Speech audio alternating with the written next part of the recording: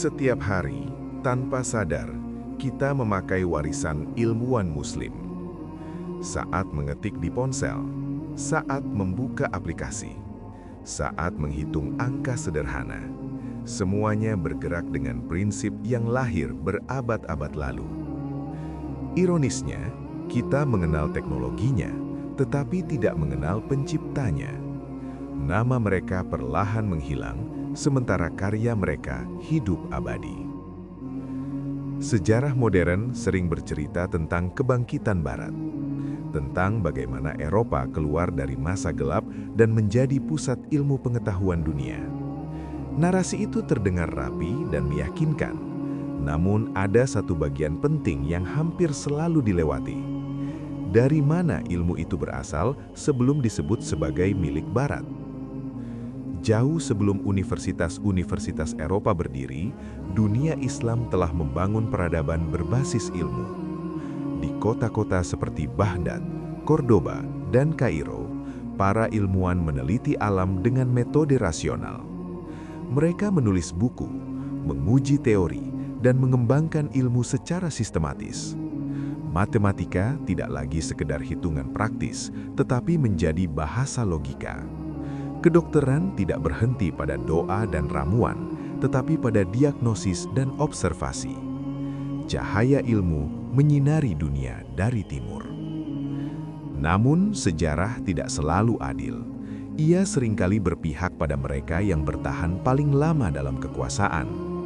Ketika pusat-pusat keilmuan Islam melemah akibat konflik internal, perang, dan perebutan tahta, karya-karya ilmiah mulai berpindah tangan. Bukan sebagai warisan yang dihormati, tetapi sebagai sumber yang siap diambil. Di Eropa, buku-buku itu diterjemahkan ke dalam bahasa Latin. Isinya dipelajari dengan serius, bahkan dijadikan dasar kurikulum universitas. Tetapi nama penulis aslinya dianggap tidak penting. Nama Arab dipandang asing, sulit diucapkan, dan perlahan dihilangkan. Yang tersisa hanyalah istilah-istilah ilmiah yang terdengar netral, seolah muncul tanpa pencipta. Yang lebih menyedihkan, dunia Islam sendiri tidak cukup kuat menjaga ingatan itu. Manuskrip dibiarkan terlupakan. Kisah para ilmuwan kalah pamor oleh cerita kekuasaan dan konflik. Generasi baru tumbuh tanpa tahu bahwa leluhur intelektual mereka pernah memimpin dunia dalam ilmu pengetahuan. Akhirnya terciptalah paradoks besar. Barat melangkah maju dengan fondasi ilmu dari Timur, sementara Timur kehilangan keyakinan pada warisan ilmunya sendiri. Sejarah mencatat kemajuan, tetapi lupa menyebut siapa yang pertama kali membuka jalan. Kisah ini bukan tentang menuduh satu peradaban dan memuliakan yang lain. Ini adalah cerita tentang nama yang dipisahkan dari karya. Tentang bagaimana ilmu bisa bertahan sementara penciptanya dilupakan. Dan ini adalah pengingat bahwa pengetahuan bukan hanya soal apa yang kita ketahui, tetapi juga tentang siapa yang pernah berkorban untuk melahirkannya. Di Baghdad abad ke-9, ilmu pengetahuan tidak tumbuh di ruang sunyi, tetapi di tengah kehidupan kota. Di sana berdiri sebuah institusi yang kelak menjadi jantung intelektual dunia, Bait al-Hikmah, rumah kebijaksanaan. Ia bukan sekedar bangunan berisi buku, melainkan ekosistem pemikiran. Tempat bertemunya penerjemah, matematikawan, dokter, astronom, dan filsuf dari berbagai latar belakang. Di ruang-ruang itu, teks Yunani, Persia, dan India diterjemahkan ke dalam bahasa Arab. Namun prosesnya tidak berhenti pada ahli bahasa. Para ilmuwan Muslim membaca dengan kritis, mengoreksi kesalahan, lalu mengembangkan gagasan baru. Ilmu tidak dianggap suci dan tak boleh disentuh, tetapi sesuatu yang harus diuji oleh akal dan pengalaman. Dari sinilah lahir pendekatan ilmiah yang sistematis.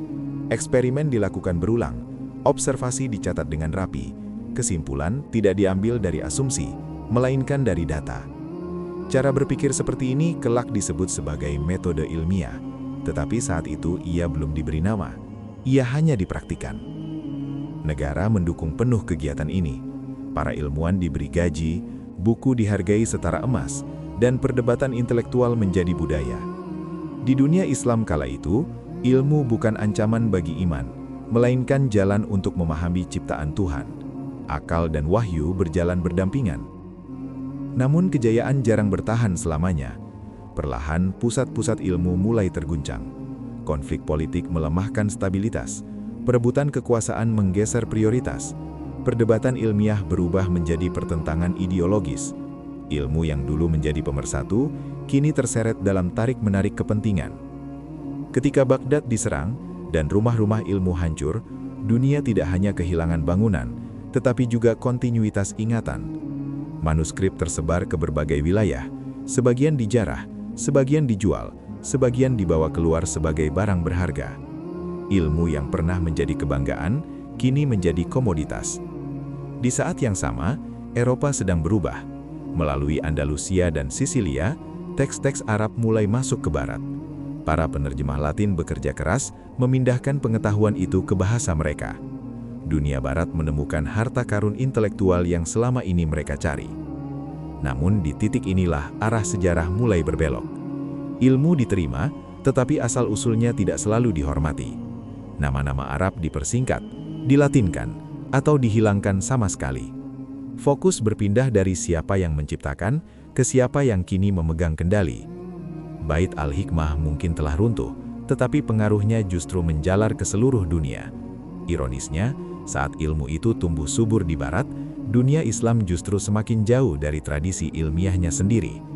Dan dari reruntuhan rumah kebijaksanaan inilah, satu nama akan muncul, atau lebih tepatnya berubah, menjadi istilah yang hari ini kita gunakan, tanpa pernah mempertanyakan asalnya. Di antara tumpukan manuskrip yang pernah memenuhi rumah-rumah ilmu Baghdad, ada satu nama yang jejaknya kini kita pakai hampir setiap hari, tanpa pernah kita sebut. Namanya Muhammad bin Musa Al-Khawarizmi. Ia bukan sekadar matematikawan, melainkan arsitek cara berpikir yang mengubah dunia. Al-Khawarizmi hidup pada masa ketika angka belum menjadi bahasa universal. Banyak perhitungan masih rumit, bergantung pada sistem angka yang tidak efisien. Ia melihat masalah itu bukan sebagai keterbatasan, tetapi sebagai tantangan. Dalam karyanya, ia memperkenalkan metode perhitungan yang sistematis, logis, dan bisa dipelajari siapa saja.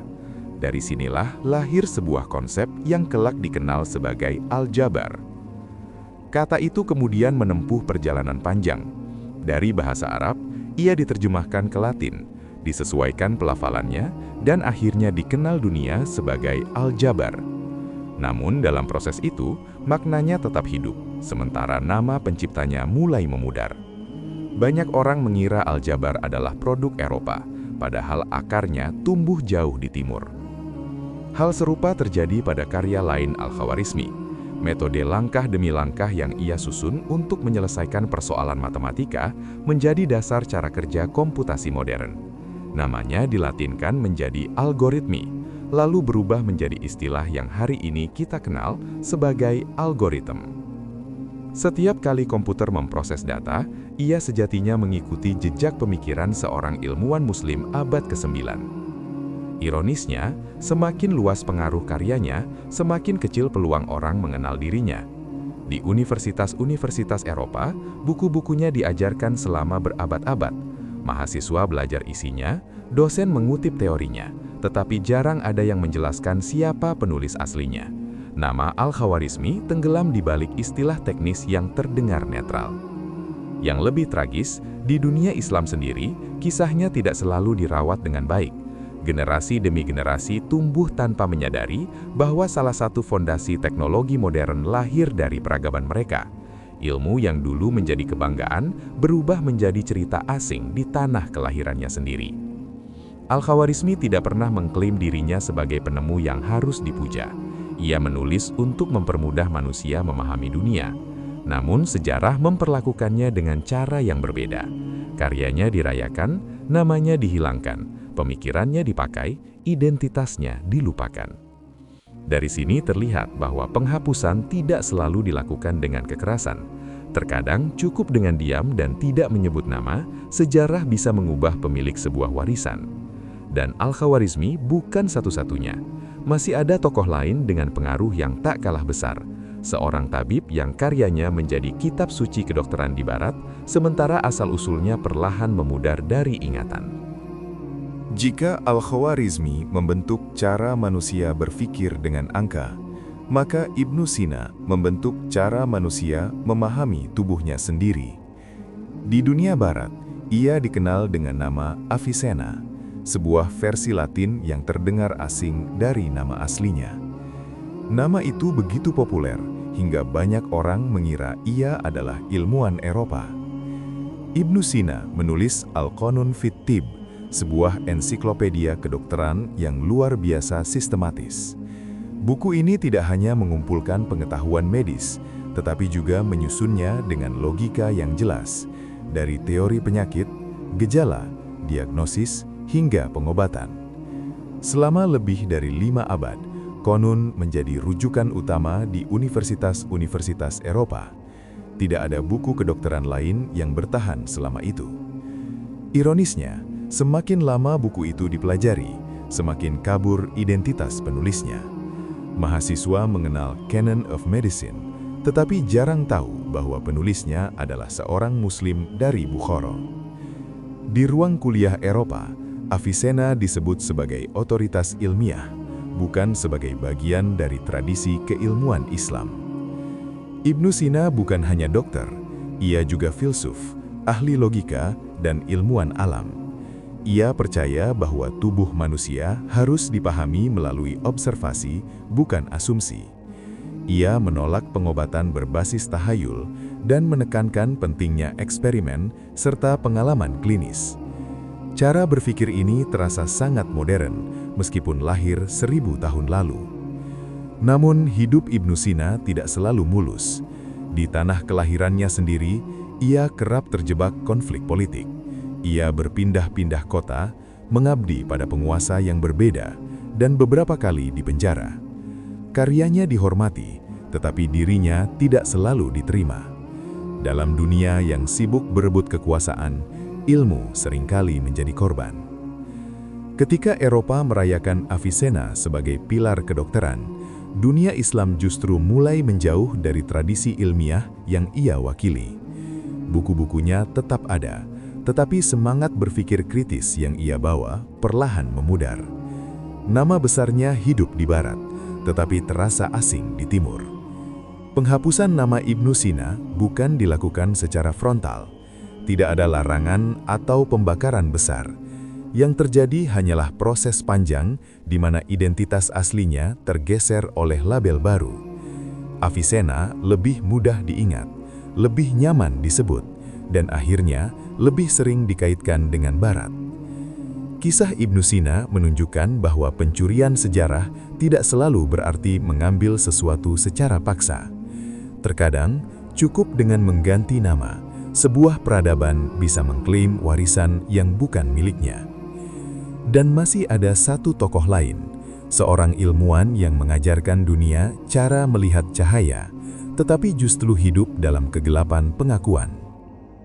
Jauh sebelum teleskop modern digunakan dan sebelum hukum-hukum cahaya dirumuskan di Eropa, seorang ilmuwan Muslim telah lebih dulu mempertanyakan cara manusia melihat dunia. Namanya Ibnu Al-Haytham. Di Barat, ia dikenal sebagai Al-Hazan, sebuah nama yang terdengar ilmiah namun nyaris memutus hubungan dengan asal-usulnya. Pada masanya, banyak orang percaya bahwa mata memancarkan cahaya untuk melihat objek. Ibnu Al-Haytham tidak menerimanya begitu saja. Ia mengamati, bereksperimen, dan menguji teori itu secara langsung. Kesimpulannya sederhana, namun revolusioner. Bukan mata yang memancarkan cahaya, melainkan cahaya dari objek yang masuk ke mata. Dari sinilah lahir fondasi ilmu optika modern.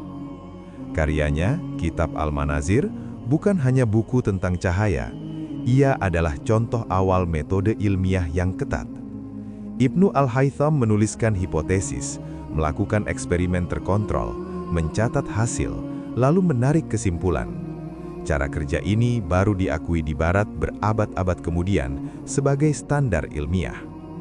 Namun, seperti tokoh-tokoh sebelumnya, nasib pengakuan tidak berpihak padanya. Ketika karyanya diterjemahkan ke dalam bahasa Latin, isi buku itu dipelajari dengan antusias.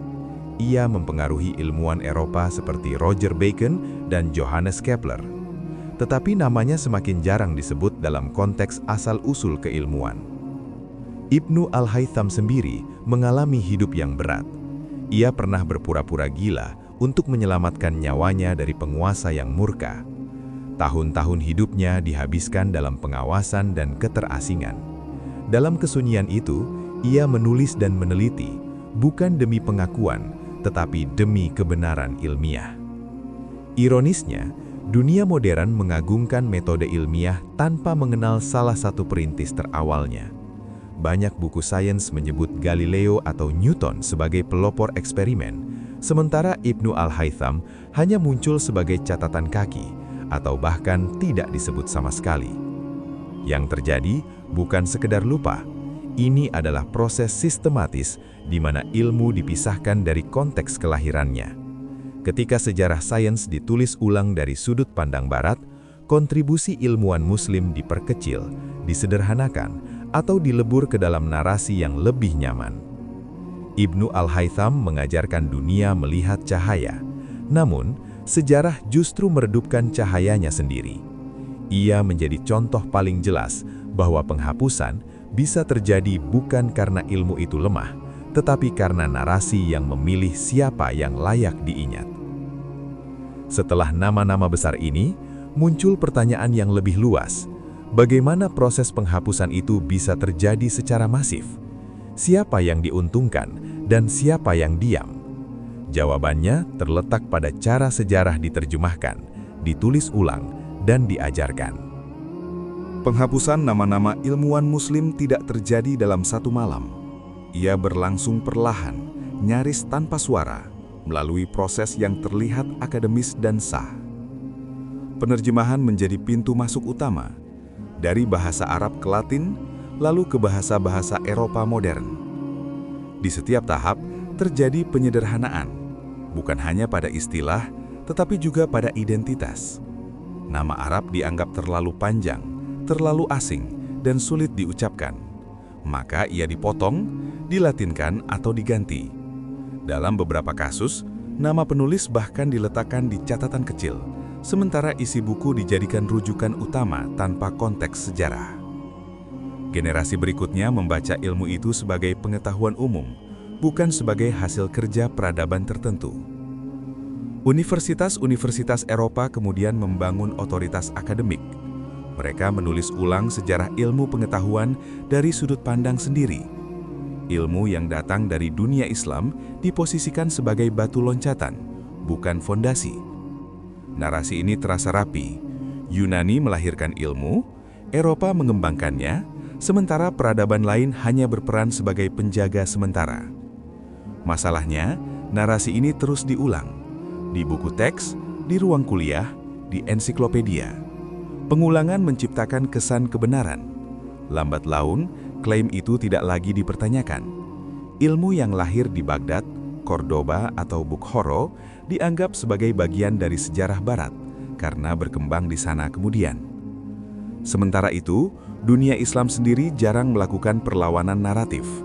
Tidak ada proyek besar untuk menulis ulang sejarah ilmu dari sudut pandangnya sendiri. Manuskrip tersimpan, tetapi tidak dipopulerkan. Kisah para ilmuwan diajarkan secara terbatas, seringkali tanpa dikaitkan dengan dampak global karya mereka. Diamnya dunia Islam mempercepat penghapusan.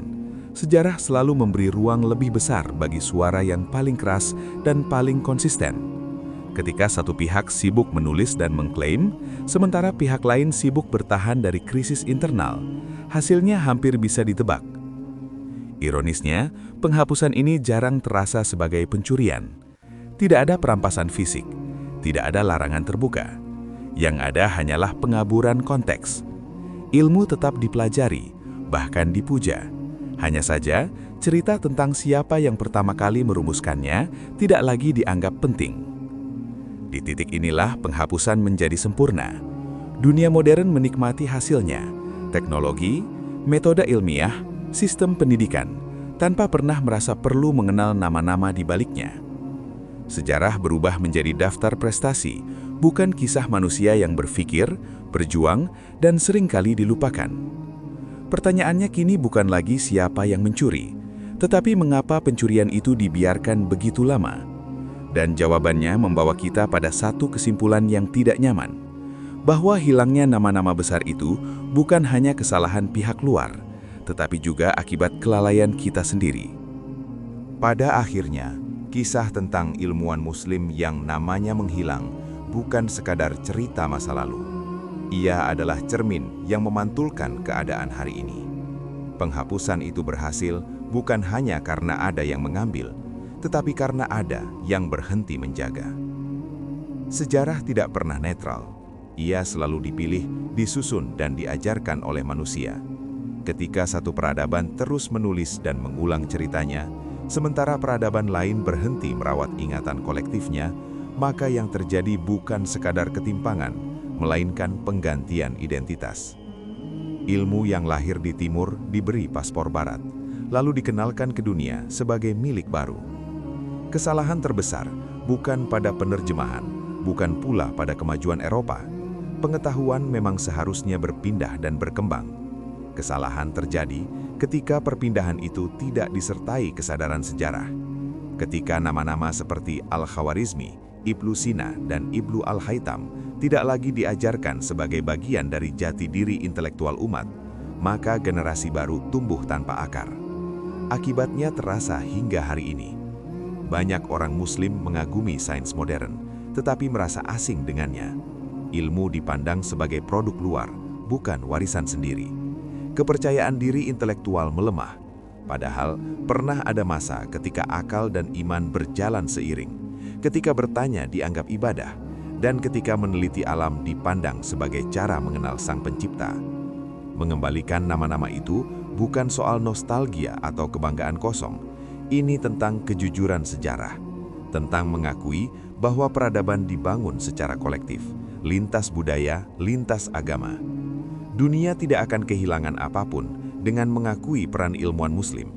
Justru sebaliknya, dunia akan mendapatkan cerita yang lebih utuh.